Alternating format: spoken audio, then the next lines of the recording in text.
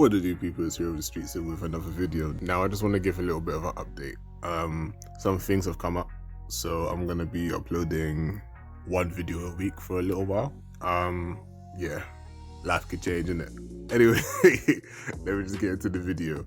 So this is the rundown slash reaction to Jujutsu Kaisen Chapter 146. Alright, let's get into it. Basically, what's going on here is that this is just a breakdown of the rules. Alright, most of the chapter anyway. It's just a breakdown of the rules and what they can do. So it's the planning phase. So obviously, like I said in my review, UG did not ask the necessary questions and they decided to just blow past it. Why? I don't know. But yeah, anyway. Before even the breakdown, they just make it clear that the angel is in one of the colonies, but she's based in the east side of Tokyo. And now Tengen doesn't have any more information since the Culling Games barriers are rejecting him. It says a lot for someone who's supposed to be the best at it, but is scared of someone who's second to him breaking in. Anyway, obviously chatting wise. So now there's a breakdown. So there's 10 colonies throughout Japan. They're connected to the boundaries of the colonies to pass over people living in Japan to the other shore. And to be very honest with you, the way they mapped it out, I find it quite hard to understand. I don't get what the dots are, but I assume basically the colonies are pretty much placed where there's high population centers along those lines. Now there's a little bit of an information drop here, which I'm not sure if it could be necessary and useful in the future, but just to let you guys know, Hokkaido is not included in the colony because it's a giant sacred land that's already accustomed, because it's a barrier made by the Jujutsu organization. So now these colonies are located at population centers, basically to turn people in Japan into curses to merge with Tengen when the time comes, and it's preparation. Now, the ritual of merging to Tengen would take some time depending on the Culling game, but most likely within 2 months. So now a breakdown of rule number 1, which is after awakening the cast technique, players must declare their preparation in the Culling game at a colony of their choice within 19 days. I can't lie, I'm not going to be saying all of these because they're a mouthful, so I'll just put a picture up in the video. You guys understand what rule I'm talking about. And yeah, we'll continue. So, right now, it's November 9th and players woke up at October 31st, so it's been a bit over a week. And there's around 10 days and 15 hours until Sumiki has to join the game. Now rule number 2, which is related to curse technique removal. And then there's a flashback to the doctor. I think her name is Shoko Ieri, something like that. I may have butchered the name, but what else is new? You see my old videos, I do that a lot. So yeah, so Shoko says that the rules also apply to the sorcerers who participate later on. And she deduces that idle transfiguration would not be used to remove their curse technique. And because you have to be very strict about the language used, it's removal and not banning, so it's not a binding vow. That means it must have some sort of forced effect on the brain. And according to the rules, if the curse technique is removed, the sorcerer will die. Otherwise, everyone will just refuse to join and it's all calm, innit? No issue. But you must also note that Maki is not at risk because she doesn't have her technique anyway. But another person who's a grey area is Panda, because Panda does not have a brain. You just got like 3 soul centers or something like that. It's still, yeah. I'm not getting into a Panda explain video. So part 3, non-players who enter the game, enter the colonies anyway, have to decide, innit? And so 3. Alright, so the question is, what about the people who are inside the colony from the start? Now they're given one opportunity to, at least one opportunity to leave the barrier, and the rules don't include anything about entering or exiting colonies, and it gives players a clear objective, which is to get out of the colony at the start as a way of starting the Culling game. And so to lock players in, the condition of the fact that they enter themselves is very important. And Yuji chimes in and just says that kind of leads onto the whole comment about increase or decrease about a barrier's effectiveness. So yeah, now they tackle rules 4 and 5 together. Now rules are mixed in rules, and the question is, who is the game master? So essentially there's a Shikigami that will be attached to each player called Kogane. The amount that Tengen knows is mad. And also, how did everyone get all of these rules and know all of this information? Because like, Imagine you just got roped into it. What are you gonna do? Anyway, so now to be clear, Kogane is not the game master but a clerk window. It's like your pause menu if you want to go to the store, innit?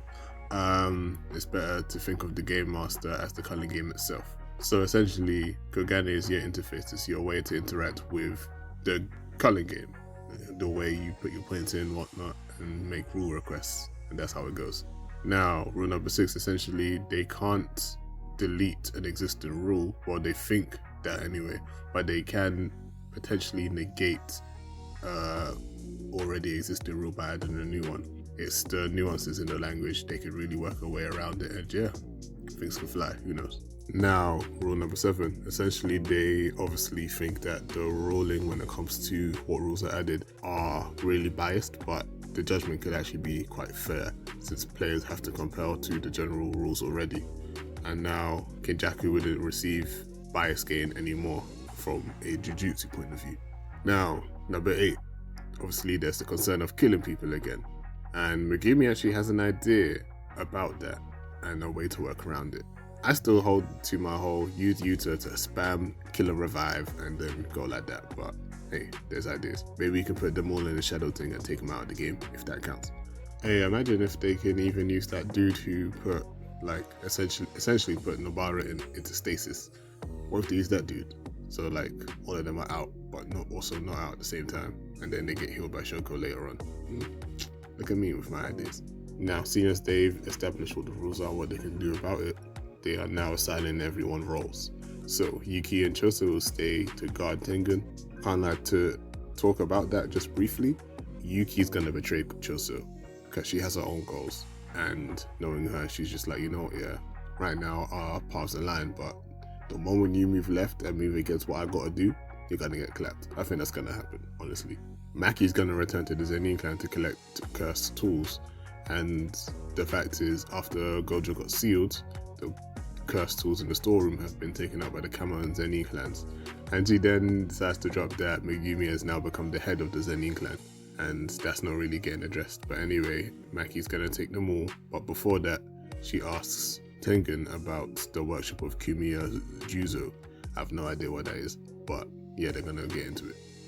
Or not, because when I scroll down, they don't address it, so that's gonna be another chapter. Now, Maki says that once she's finished, she'll find Panda and collaborate on the culling game. Now, Yuta would like to collect whatever piece of information he can find on Samuki and Megumi and join the game. And to prevent him from clapping everyone, because he just says, to prevent us from crushing each other. Let's be real, Yuta will mop the floor with a lot of people in this room right now. But, and to prevent something from happening to Samuki, he will avoid nearby colonies. So, basically, they can't contact via phone, and that's techie. But now the question is, if I'm dipping off, who's gonna deal with Yuji if he goes left? And they both clock it. And so they're thinking, okay, let's be real. Megumi will be safer if Okotsu stays close to Itadori, obviously. But from the point of combat power, it's more efficient if Okotsu moves alone, because they can get a lot done. And yeah, I realized recently, Megumi doesn't really have many W's. He got a W against a special grade, and I'm not sure what and he got a W in, like, what's it called? The Shibuya arc against those dudes, but it was kind of a combined effort. Aside from that, just off the dome, I don't think he's done much. He just held L's. Like, let's be real, he has held a fair amount of L's, or just didn't have enough screen time. Either way, yeah, he ain't as hyped as you'd expect, in my opinion. He even tries to drop a cool line saying, look, yeah, if I die, just kill Sukuna after that. And you're just like, big man, that's what we're trying to avoid. Think, innit? Now, Megumi goes to Maki, and Maki just says, yeah, please find Kinji as planned. They obviously had to say Kinji just to add a little bit of suspense. But we all know that they're referring to Hikari Kinji, the third-year student that's still suspended. I really do wonder why about that, but yeah. Now, they are saying that they definitely need him on board for this, but they're saying he's moody, and that Yuta even admits that when he's on a roll, he's stronger than him, which is a bit mad. Now, just as they're about to step off and go do their business, Yuta says, Choso, thank you for helping me. And Choso's like, don't die. And then he waves and goes off. And Choso's actually crying, and Tenga's just like, big man, stay calm. But yeah, now we pan off to probably what's inside the colony. This is a long chapter, you know. And we see some dude holding a sign to a crowd and just says, thanks. He's sweating, he's stressed, whatever, cool. And now in the back room, one guy's just like, Takaba, why you like this, man? Even I got gloomy. And us his age, and he's like, I'm 35. And the guy's like, yo, so just quit. Ross, this is mad. And so now this guy's saying in the industry there are many late bloomers or people who suddenly take off, but they didn't suddenly become funny. Okay, basically man's giving him the talk about you're trash, think about your life. You are a failure. Hey, you know what, let me just add that again. Think about your life. You are a failure. You are a failure. You can never make it. But yeah, he's a failed comedian. So one guy actually says, I actually like your jokes, and that there's two types of people. Basically, in my opinion, can't like this is just talking for talking's sake, nothing important. But now he says there's two types of people, and asks him, which one are you? And the guys now, Takaba says, you say it's 50-50, but actually it's about 7-3. And his name is Takaba Fumihiko, and I'm pretty sure he got Nanami's curse technique of like manipulating ratios and critical points. So yeah, that's the chapter. To be honest, I kind of did a little bit of a review while I was also talking about the chapter because there's not much else to say really. But yeah, as always, as always, please, if you like what I do, like, comment, subscribe. It'll be great. It would really help me and the channel. And yeah, I'll catch you all next week. Adios.